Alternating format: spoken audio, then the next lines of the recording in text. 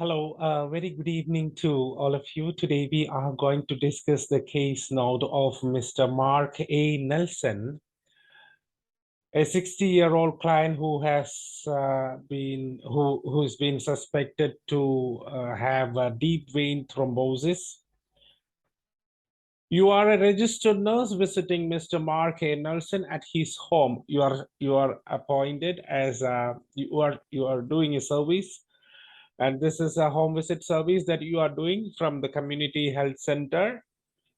Now let's go ahead and see the writing task. Using the information given in the case notes, write a referral letter to Mr. Nelson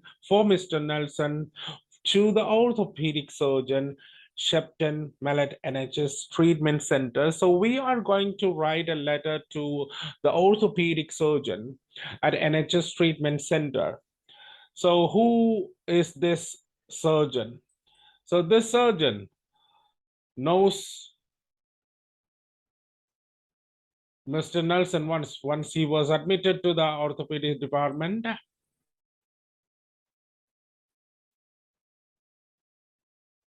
He was diagnosed with osteoarthritis. He has undergone total hip arthroplasty. After the surgery, he had an Oxford hip score of 17/48. His staples were removed after 2 weeks. After that, we had an assessment of his condition. He had a negative Trendelenburg test and a satisfactory X-ray film. Now, after that, so he was discharged on 17. So all this happens after that. Now his condition is satisfactory, but his wife, even though his wife was educated on pain medication and incision care and stockings, and up to 3 to 4 weeks. Now what happens is that his wife requested community nursing services from us after the discharge. For Mr. Nelson, local community nursing services were sought by his wife, Mrs. Nelson. As per the scheduled visit, which was on 5 of March 2018, Mr. Nelson complained of severe pain, swelling, tenderness, and redness in this calf. His vital parameters are 100 Fahrenheit. HR, the heart rate was 112 beats per minute. A respiratory rate 28 per minute. And BP, it has shot up to 180/90 mmHg. So these conditions, a post-operative client after a total hip arthroplasty, just in around after 2 weeks, around this is the 3rd week, I think so, after the surgery. Not even 1 month passed.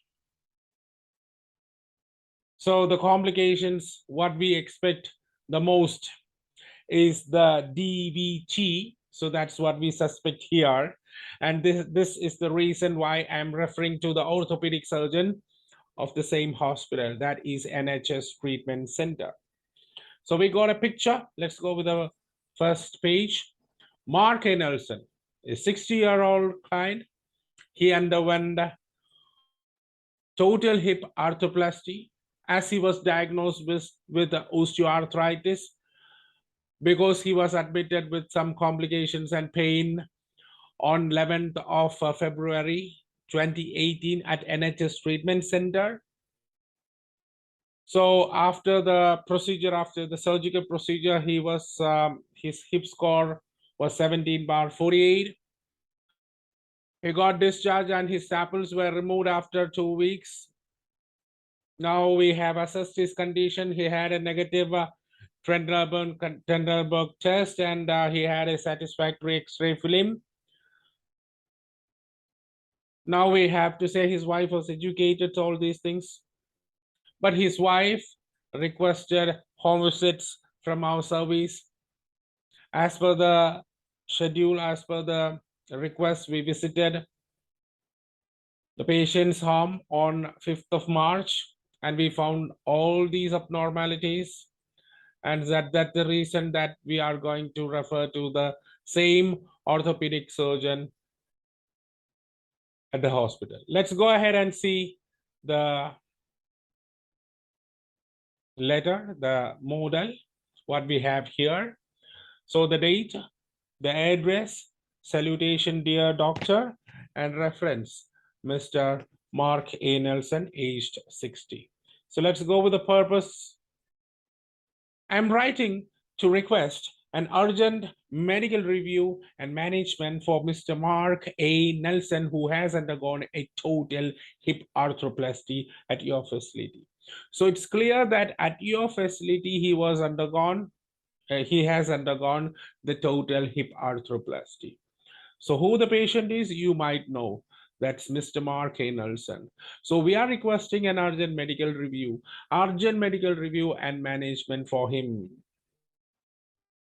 You already know the patient. He's suspected to have a deep vein thrombosis. So what is he suspected of is there in the purpose paragraph. Now I'm going to write the immediate thing. So because it's an urgent assessment, I have to write what happened the latest during the scheduled home visit today, because it was scheduled. It's not an accidental visit. It was a scheduled visit as per the request. During the scheduled home visit today, Mr. Nelson complained of severe pain.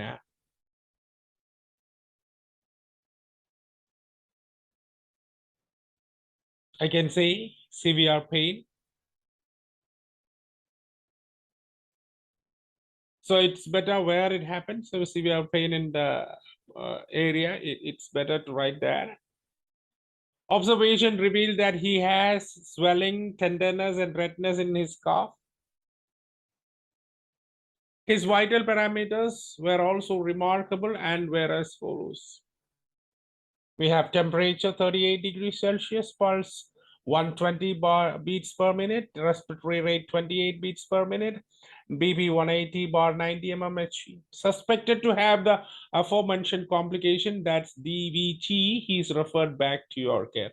Referred back to your care. He was there in your care. Right now, we are referring back to your care. So this is what we have to say. So in this particular position, we have to make some sorts of editing.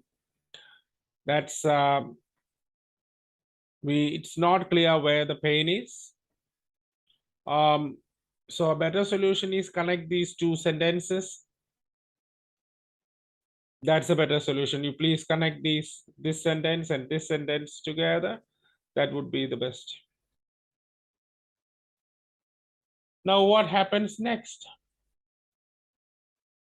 As you may be aware of, Mr. Nelson was diagnosed with osteoarthritis and has undergone the surgical procedure at your hospital about 2 weeks ago. Now, the reason why we have written as you may be aware of instead of as you are aware of, this is because Nelson was treated in the hospital. And maybe this particular surgeon, orthopedic surgeon, might not have attended Mr. Nelson. Somebody else might have attended Nelson. He might not know Nelson directly. In that case, I have to keep always myself in the safe side. That's why we have written as you may be aware of. If you write as you are aware of, you are definitely aware of. I don't have any proof here that this particular surgeon has done the surgery. And that's the reason I have said as you may be aware of.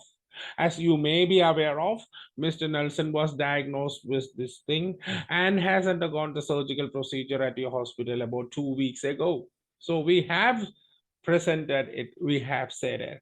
His post-operative assessments, including a Trendelenburg test and an X-ray, did not show any complications, and therefore he was discharged on 17th of last month. That's on February. As per his wife's request, home visit services have been provided to him since then. So we need to add some punctuations here. I just have noticed some punctuation errors here. Apart from that, the thing is good. As per his wife's request, home visit services have been provided to him since then. Okay.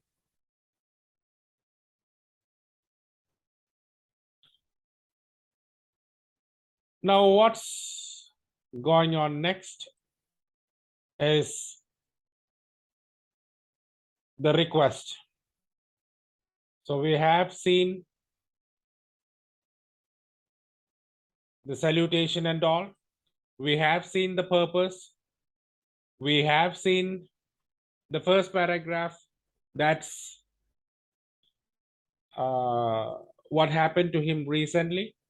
And we have seen the past history, what happened to him just before that. Now I have to go ahead and see the next closing. Yes, it would be highly appreciated. Yes, these are the things here, just we need to see. It would be highly appreciated if you could reassess Mr. Nelson. So you have assessed, or somebody might have assessed, you could reassess him for any complications. So he was assessed once for any complications. He was found to have no complications as he had a satisfactory X-ray and as he had a negative Trendelenburg test. So please reassess him for any complication as is suspected, that's DVT, and provide him the most appropriate care promptly as early as possible. If you have any further queries regarding Mr. Nelson, please do not hesitate to contact me. Yours faithfully, Nurse. So that's the end of the explanation here. Thank you. Have a nice day.